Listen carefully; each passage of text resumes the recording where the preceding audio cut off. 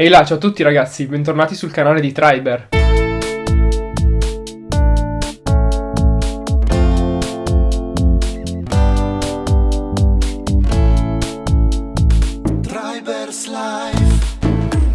In questa campagna del nostro amato Triber's Life Bug Hunting andremo a vedere come eseguire una campagna di bug hunting appunto sul cellulare. Quindi in una maniera molto simile a quello che è successo in questo video qua, il nostro Triber coach Fabrizio ci farà vedere come trovare bug e che aspetto avranno certi bug sul sito di Grohe Quick Fix visualizzato da smartphone. Ora, la mia introduzione io l'ho fatta, tocca a Fabrizio, lasciamogli la scena e vediamo un po' cosa da insegnarci. Ciao, intanto saluto Carlo e andiamo subito a vedere insieme una campagna di bug finding, come cercare dei bug. Oggi utilizzeremo il nostro iPhone e vi farò anche vedere l'importanza di segnalare i tap o i tocchi o i click, perché sono molto importanti e ve ne renderete conto direttamente da soli dell'importanza di averli e non averli. Oggi andiamo a vedere un website che non ha, o comunque ha pochissimi bug high o critical, ma questo non significa che sia esente da bug. Ovviamente ce ne sono di diverse tipologie. Quello che è l'obiettivo di ogni driver è quello di segnalare i famosi bug di valore, quei bug dove il cliente ha necessità di appunto risolverli perché compromettono il normale funzionamento di una funzionalità o di una sezione del prodotto digitale. Poi ovviamente sono presenti tutti gli altri bug di severity low, medium, che magari possono essere secondari, e quelli hanno la loro importanza ed è giusto anche segnalarli, ma ovviamente fatelo con criterio. Quindi nel momento in cui vi trovate davanti a un bug che potrebbe avere una tipologia low, chiedetevi sempre quanto impatta prima di segnalarlo. Il primo bug che andiamo a vedere è uno dei bug classici.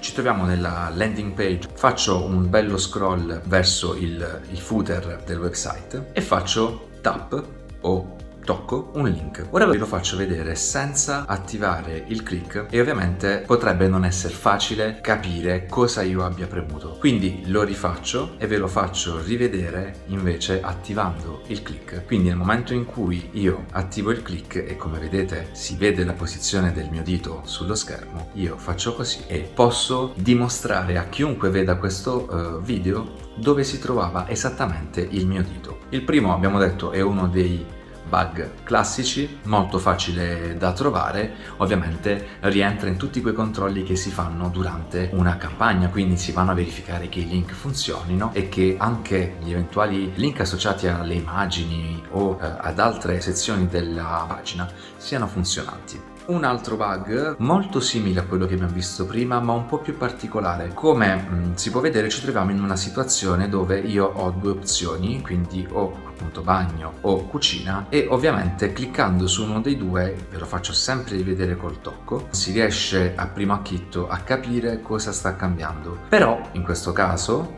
se io mi dovessi fermare su bagno e faccio tap su scopri come, mi fa vedere la pagina corrispondente. Se io al contrario faccio tap su cucina e poi tap su scopri come, qui non mi fa vedere una pagina, ma praticamente non mi fa vedere nulla, anzi ho una pagina vuota. Quindi anche qui molto simile al bug che abbiamo visto prima, ma è più particolare perché è legato anche al comportamento. Ovviamente stiamo parlando sempre di malfunction, ma questo caso specifico è legato appunto al cambio di opzione fra le due che sono proposte nella landing page. Andiamo a vedere un altro bug, in questo caso è di usability. Siamo sempre nella home page, facciamo uno scroll della pagina fino ad arrivare a questo punto dove, come si può vedere, provo a fare qualcosa ma non fa nulla, e quindi è un bug appunto di usability perché non mi permette di muovermi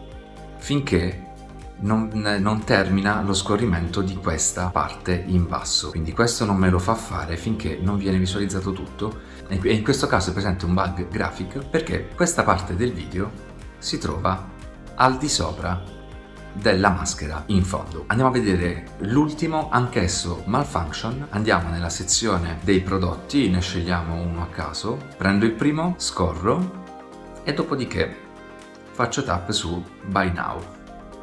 Ok, mi vengono proposti quelle che sono le soluzioni dei negozi. Io clicco su uno dei quattro, in questo caso per comodità clicco sul primo che è Amazon e mi fa vedere la relativa scheda, dopodiché clicco su WP e non succede nulla, quindi qui altro malfunction. Altro bug graphic, sempre nella home, ed è il posizionamento, lo vediamo adesso insieme, il posizionamento del carosello che appunto non è centrato ma bensì è decentrato e mostra l'anteprima della scheda successiva.